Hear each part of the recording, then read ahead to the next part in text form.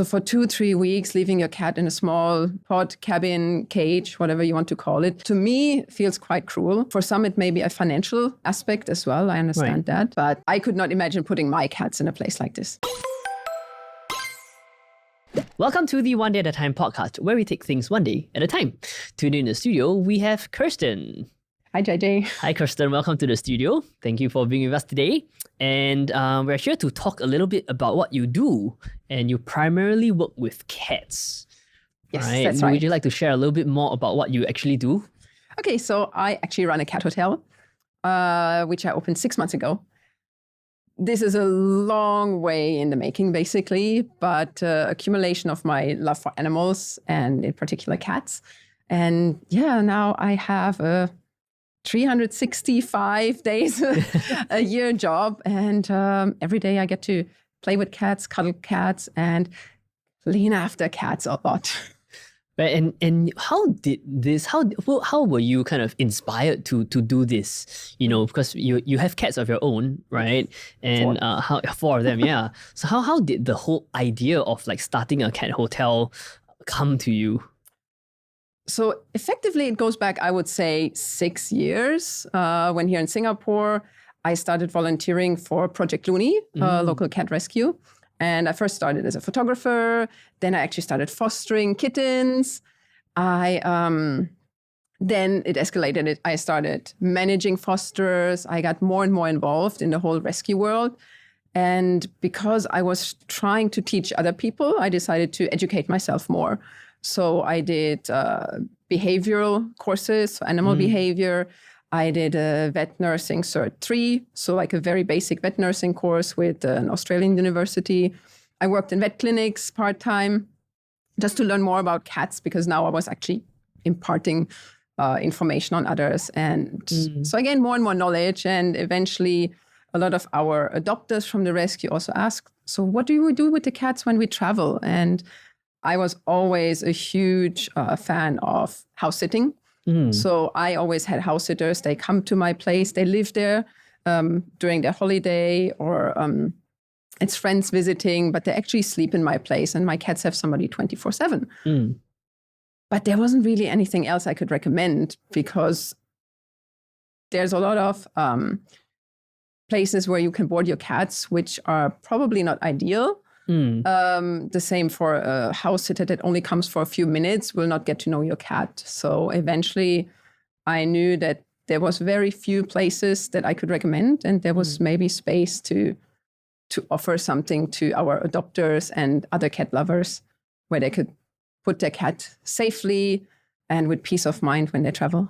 Right. Yeah. I mean, you mentioned about other places that you can board cats, and majority of them locally seem to be what you call pod boarding, right? Or essentially you keep them in smaller cages for the entire duration that like the owner is away, right? And do you think in your experience, is that something that is very unhealthy for the cat?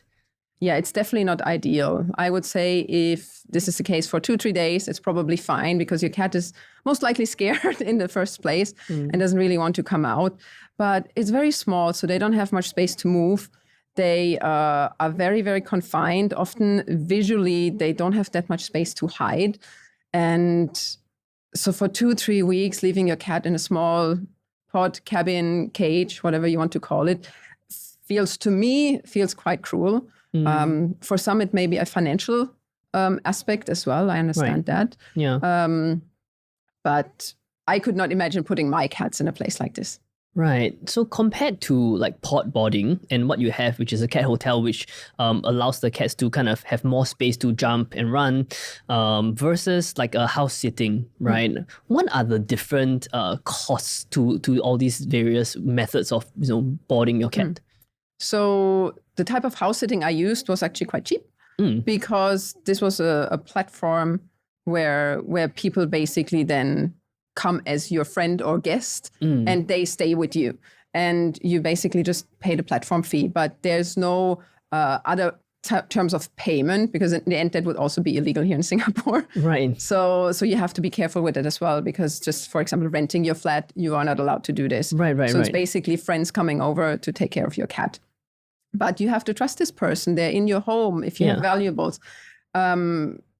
it's not easy for everyone. Yeah. And then probably the next option is the house sitters that come for daily visits. So they might spend 15 minutes, they will give you cat food, they'll clean up after them, maybe play a short time, and then they go home. So those services are between, I would say, $15 to $25 Okay. per visit. Okay. And then the pods cabins, they range between $25 to $50 a day, depending on the place, maybe depending how established they are, how big they are, how big the actual cabin is. And then the luxury hotels, Right. Which is our segment, they usually start at $90 and upwards for a room, which is solely for your cat or your cat family. If you have 4 cats, they can be in one room, probably not in the $90 room. Right. But it's a luxury service, so I have to admit that. Yeah, but it does, like in your experience, it does make a difference, right? Because I've had friends and I've heard of friends who send their cats or dogs to like pod boarding, and they go away for a week or 2, and then when they come back to pick up the cat or dog, something feels different. Like they don't eat well after they go home, and it seems like their mood is affected, you know. So like having space to, I guess, just having space does make a difference, right? Yes, so I was actually surprised because we know that cats are territorial and they tend actually not to do well in new environments. But then once I started to place, I was actually surprised how quickly and how fast even the shy cats adapted, because they have their own safe space. So they're enclosed in this room and only we go inside this room. There's no other cat they smell. They might hear the other cats. But they don't come close because they have their room. We play with them. We come in there to cuddle them. They have vertical space, which is extremely important for cats. So most cats, if the room itself is small, but you can create vertical space, then makes a huge difference. Most cats feel safer if they can go somewhere high up and they observe the world and what's going on, and they're actually above you rather than this huge person standing above the cat, which can be scary as they're also prey animals. And in the cabin or pod boarding, in order for them to also have interaction time or play time, they have to come outside. And those shared spaces are, of course, sanitized between cats, but there might still be a smell lingering or shared toys. And that can be stressful for cats, and that will take the time for them to adjust much longer. And some cats never adjust. They just want to then stay in their safe space, which is their small cabin. So that feels a bit sad for longer stays. Yeah. So on average, how long do your clients leave their cats with you for? I would say on average is about 2 weeks. Okay. But we've had anything from 2 nights to now we have 2 guests that are staying for 3 months. So we actually get really attached to them. We're really saying if they leave in 1 month, we're going to miss them a lot. Because like the owners are like working overseas or like the long-term travel? Yes, basically long-term travel, and they're actually between a house move, which means they don't have a place in Singapore where they could even consider house sitting. So the cats are staying with us. I see. So when like your clients bought the cats with you, do they instruct you on what exactly to feed them, or so they do instruct you, and you does the fee that you charge include the meals, or how does that work? So yes and no. So yes, we get very detailed instructions because cats are creatures of habit. They do best if as many factors stay the same. We do not offer food. We do not sell food or have any promotions like that. People have to bring the food the cat is used to, which helps with adjusting to the new place. And also some cats get easily upset stomachs if they're introduced to a new food. Right. So we don't do that. They have to bring their own food, or in a case of a 3-month stay, maybe they will just order to our hotel, which is possible. Oh, okay. Because otherwise it would be a huge box of food. Right. But then, we have the exact meal plan. They tell us when to feed the wet food, when to feed the dry food. Now, we might not be able to accommodate everything. If I had to board my cat, I would struggle because he wants to have his freshly boiled chicken at 4 a.m. So we can't accommodate that. Yes. But we try to accommodate as much as we can in terms of feeding schedules, even supplements, or if needed, medications that a cat might need as well during the stay. I see. So like the owners would essentially pass you the food that because I was wondering, wow, if the cat has very expensive taste, then that would be very tough on you, right, to run the business, like buying the super expensive luxury thing for the cat. Yes, and we are a big promoter of feeding healthy food. It makes a huge difference for the health of the cat, for their well-being, and probably also for the owner's vet bills on the long run. Yeah. So we sometimes do advise, maybe if we see that the food isn't ideal, we might have a chat with the owner as well, like, hey, would you like to switch to more dry food and more wet food instead of only feeding dry food?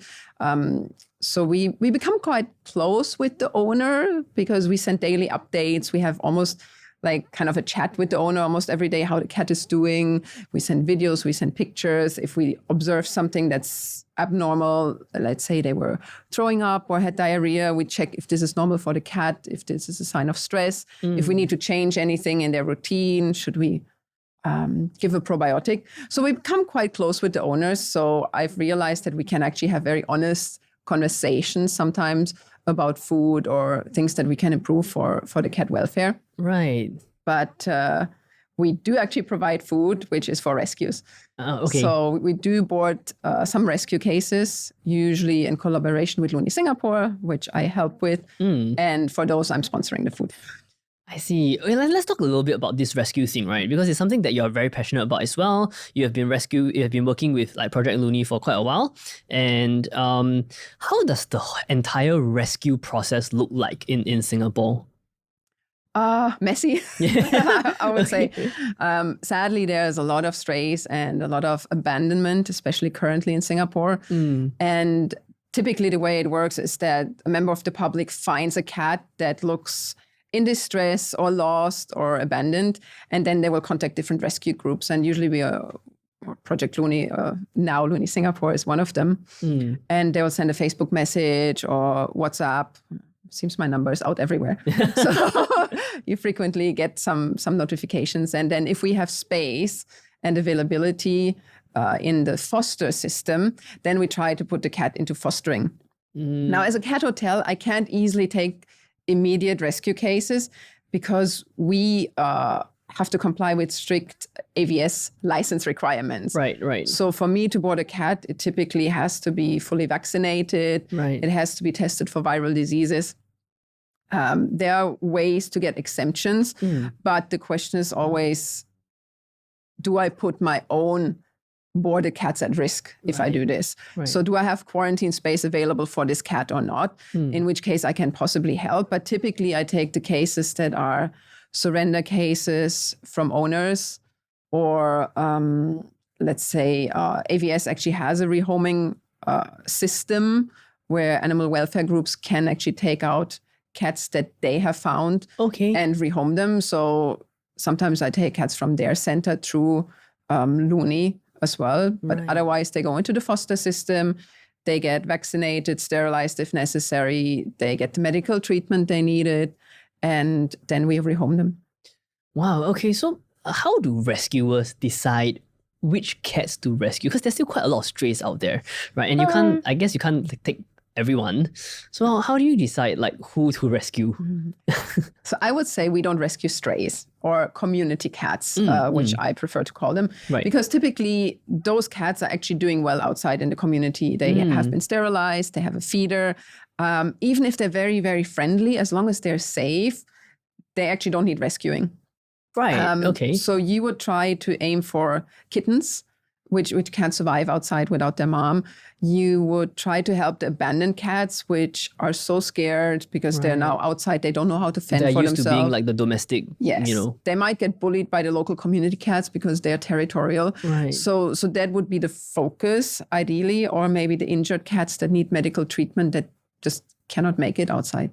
Right. But in the end, sadly, often it's not who do we want to help, but do we have the ability? Do we have space? Do we have a fosterer? Every rescue group is overwhelmed at the moment. I see. Are there a lot of fosterers around? Never enough. Not enough? So under Looney, there's about 40 to 50 fosterers at the moment. Oh, yeah. So, which I consider a big amount, but not everybody is always available. Some people will be traveling, especially this period is pretty bad. Christmas is usually bad. Right. So we always need animal lovers that are happy to to foster and open their home for cats. What I'd like to say is it's not a way to try out if you want to have a cat in the future or if a cat is for you. Right. Because if you're actually thinking about adoption, you should just think about what kind of cat you want to adopt. Right. But fostering is a very different ballgame because the cats are often sick. They might not be well socialized. They might be fearful. Right. So it requires a lot of work and effort, visits to the vet. So it's very different from actually keeping a cat on your own. Right. Would you say that fosterers like who are more experienced, like they have their own cats, usually do better as fosterers? Do they? They have experience, so they know more about cats. Right. But even if somebody hasn't had a cat before but is willing to learn, there's usually the rescue group that is willing to guide them and to help them. So we've had some people that never had their own cats but are just serial fosterers. Wow. Those are great as well because they don't have their own cats, so it's a bit easier for them as well to take in a rescue where they say, oh, it could be sick. Because the sick cats, like if I have my own cats, I'm trying to take the healthy ones or the kittens that I can easily quarantine.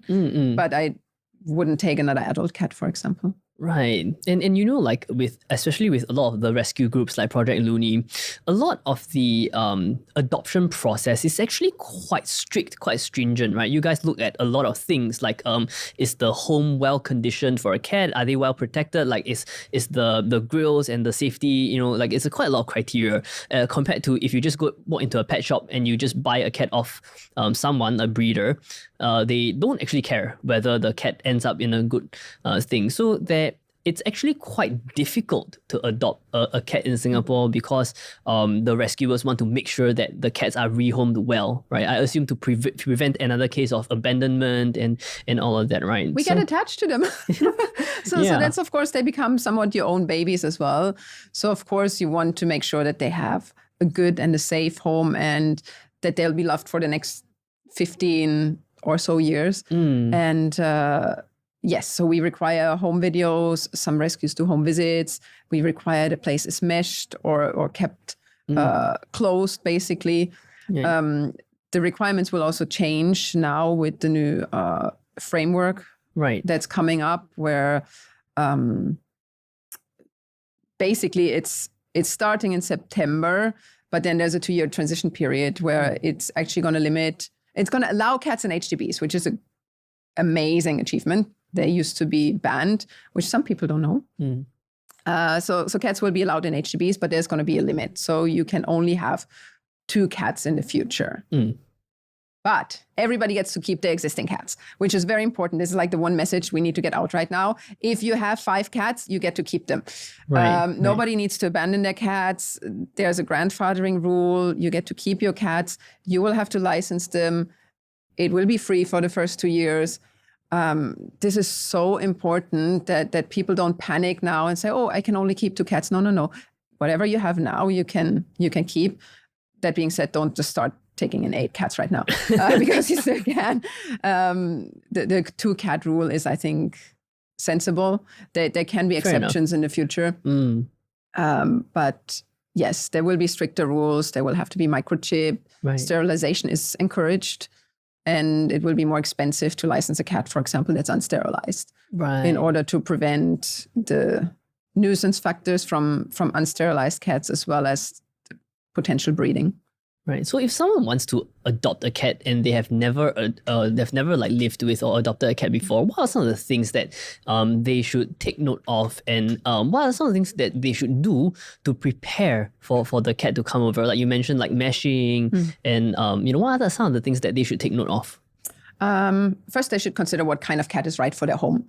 Are they home a lot, or are they traveling a lot? Do they want I want a cat that's very affectionate and cuddly. Do they want a playful cat? Do they have children? Is their home very loud? So it's like, okay, what's the suitable cat or cats for us? I would always recommend get 2 because they keep each other company. They can groom each other. They play with each other. So 2 is actually a lot less work than 1 cat, which you will have to entertain and which you will have to brush. So get 2 if you can, especially if you get kittens. We typically don't allow the adoption of just 1 kitten. They have to be together because otherwise they start having play aggression. There's something called single kitten syndrome. even if you had a successful kitten adoption previously, consider 2. And then it's basically preparing financially for it, knowing how much will a cat cost in terms of food, litter, making sure you put aside a fund for vet care. Veterinary costs are rising in Singapore. So it can get quite expensive if your cat gets sick. And otherwise, usually if you adopt from a rescue, they will also help you what kind of supplies you need, what food is the cat eating at the moment. So you would get the same food. And then if you later want to transition to another food, you can. But you usually get a lot of advice what items to buy and how to prepare for the cat. Right. So don't rush it. Don't just go into a pet shop and impulsively buy a cat. Right. But think about what's the commitment, how much time you have to play to feed the cat. What's your plan for the holidays? What's your plan if you're moving? All of those things for the future should be considered. Right. How much does it cost on average, right, to raise a cat per month, assuming that everything is reasonable? Like you buy a reasonable amount of food, a reasonable quality of supplies like litter, and once in a while your cat might not feel too well. Like if we kind of average everything out over their lifespan of like 15 to 20 years, what is the general average cost to raise a cat? I haven't made the calculation for their whole lifespan. But I think on average per month, you can probably estimate $150 to $300. Right, right. Depending on what you feed and how hungry your cat is. And if they have any health issues. My cat's very young, got dental disease, which is a common thing in Singapore cats for some reason. And then a dental surgery is easily $600. Wow. And just like, that by the time they were 3, each of them had 2 of those surgeries. And wow, that wasn't the best surprise, but you have to be prepared and just put something aside because currently I don't know of any good pet insurance providers. I see. So, before you got into this whole cat thing with the hotel and rescue, what did you actually do for a living? Okay. A lot of things. But originally, I have an electrical engineering degree. Right. Very different from what you're doing. Very different. But it was the sensible thing to do, when you're like, oh, I can't become a vet because my grades aren't good enough. Back in Germany, you needed to have A+ in order to study. And so you just found a job. I worked actually in mobile game testing, something very random. And then when I came to Singapore, I basically had to go back to my old industry and was again in IT basically. So I did a lot of software testing. And so that's my original background. And then just by adopting cats, I don't know. It's a slippery slope. Very, very slippery. And now you own a cat hotel. You're taking care of other people's cats. And, do you think that having the responsibility of basically caring for someone else's cat is quite stressful, especially if unexpected things happen, like they get sick and, how do you manage that? It is stressful. I would say I manage by having a very good team because it's something you can't do alone. While I built the place and the ideation was all on my own, and that can be pretty lonely, I managed to find some very passionate and well-trained staff, basically, that help me cope with it and that I can also trust because you can't be there every day. I have family and you want to be there as much as possible. And I don't mind doing the, let's say, groundwork, like scooping poop. It's actually an important thing because we can see how healthy the cat is. Is it doing well? And cleaning the rooms. Is there anything noteworthy that they vomit or... I don't mind all of this, but you have to have a team that you can trust that has the same values and ethics and love for cats to make sure that, if something happens, they will communicate it. We communicate it to the owner. Like you say, it's a huge responsibility. They're someone's babies. Now we call them fur babies, right? Yes. And some people might not have children, but now they have cats. Yeah. Or they have children and the cats mean everything to those kids. So we make sure we send those updates and everything, and we develop that relationship with the owner so they can also put their trust in us because I think it's very important that they know how we deal with the cats, what are our beliefs. I I did a fear-free course. So I'm a strong believer in handling cats very gently and reading their body language and finding approaches that don't create additional fear and anxiety in the cat and stress them more than they are. So we try to implement all of those things so the cats are as happy and comfortable as possible. But yeah, it's constantly in your mind. How's this cat doing? Or, oh, this cat had maybe diarrhea this morning. And like, what do we do to resolve it? And it's constant. Yeah, I'm sure. And, most most places in Singapore actually provide pod boarding, or if not like home sitting, right? How common are cat hotels in Singapore? Are they getting more common? Yeah, I was quite surprised. Even we opened in November. So everything is called a cat hotel in the end, I think, or boarding place. There's no clear definition what is a hotel, what is boarding. So there's a lot of places where you can leave your cat for the holidays. And I think it's just important. What I would advise people, go and visit the place. Make sure before you send your cat there, you book a tour, you book an appointment, you see the place, you meet the people, you talk to the owners. What is their daily schedule, for example? When do they feed the cat? How often do they clean? Just make sure you get along with them and you can trust them to leave your cat. There's probably some very responsible pod boarding places. And like I said, for short-term stays, or if finances are an issue, there might not be a better option. But at least do your research. And all of the cabin boarding places are still usually better than illegal home boarding, which is also a big issue in Singapore. So there's a lot of private people that on platforms or under the radar or on Facebook may be offering boarding for cats in their home. Now, they might not have an AVS license. They might have never done the required courses. They might not have met all of the requirements. Do they keep your cat safe or not is always a question. And so whatever you do, just don't do illegal home boarding. Even the cabin is better than that. And like for all of, like, for example, you run a licensed place, like you need to go through like a series of courses and get licensed by AVS and all of that. And you need to have your license renewed yearly and all that. They come for an inspection. They check if your rooms are adequate, if you have space to quarantine cats when they get sick, all your equipment is checked. So it's quite strict, right? It's quite a lot of hoops to jump through to do this. Quite a few. Right. And so far, how's your experience with kind of working with cats who are not yours? Because you not only have clients, you have like fosters coming in. So you basically have a whole bunch of different cats with different personalities and different sometimes illnesses, right? And you're managing them together with your staff, and you've been running it for like a little longer than a year, a little under than half a year now, right? How has your experience been? I would say that cats have surprised me, because I literally thought that, a lot of them will be very stressed and very scared. And we found that a lot of cats open up really fast and are really loving. And when you're like, oh, but they just like their owner. And we've had owners also drop the cat saying, oh, she's very shy, she doesn't like other people. And literally the next day the cat is all over you. And you're like, oh, what happened?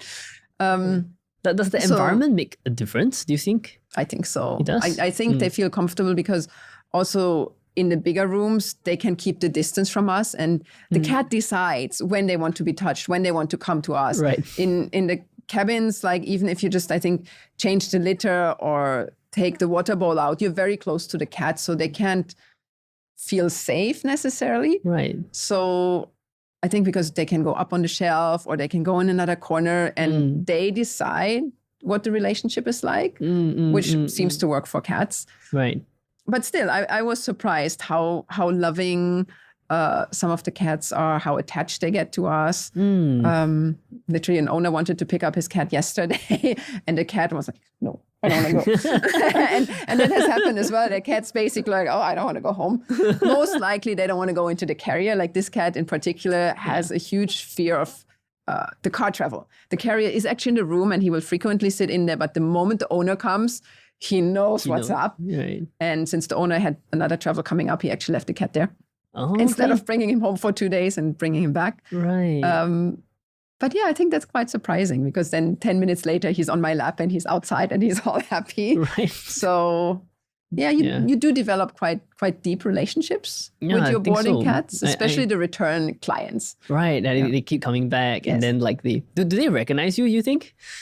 They definitely recognize, I think, the smell and the space and possibly us as well. We have one pair that's been now with us for the 6th time. So the first time they were scared and it took 3-4 days for them to come out of their shell. Now when they come, they just walk in there like they own the place.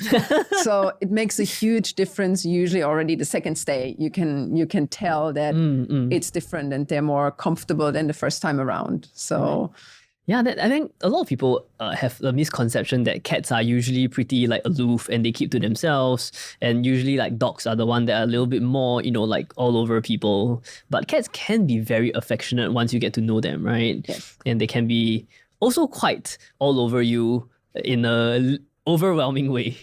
Right, yes, some of them, right? Yeah. We have some that we say they have, like 2 of our rescues, they have ADHD. They just, like the moment you go in, it's just full on. They roll in front of you. They try to climb up on you. They want attention. They love humans. Yes. Right? So they definitely need a place where they can have all of this attention. And there's others that will need less, that, come on their own terms once in a while for a cuddle.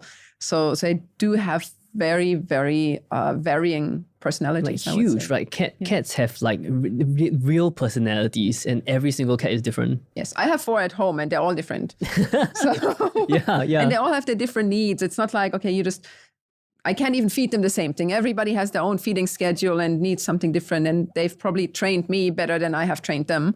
I think cats train you, right? Like we can train dogs, but cats usually train us. That's that's a very interesting thought. Yeah, if someone wants to kind of book a tour at your studio at your hotel, where can they actually find you online? So basically, we have a website, Shangri-Paw.sg. We have an Instagram and a Facebook page. Both are at Shangri-Paw.sg. So yeah, just hop on there. You can send us a message. You can send us an email. And send us a WhatsApp as well, which would be stated on the Facebook page. And then we'll arrange a tour that suits our schedule, basically outside the feeding or cleaning times. Right. So if someone wants to just go and check out the place, have a chat with you, they can just book a time with you, right? Yes. To check it out. Awesome. Thank you, Kerstin, for coming down and sharing. Thanks for having me. No, my pleasure. And sharing your experience with cats and your passion about rescuing cats and things like that. If someone is keen to adopt, can they also contact you?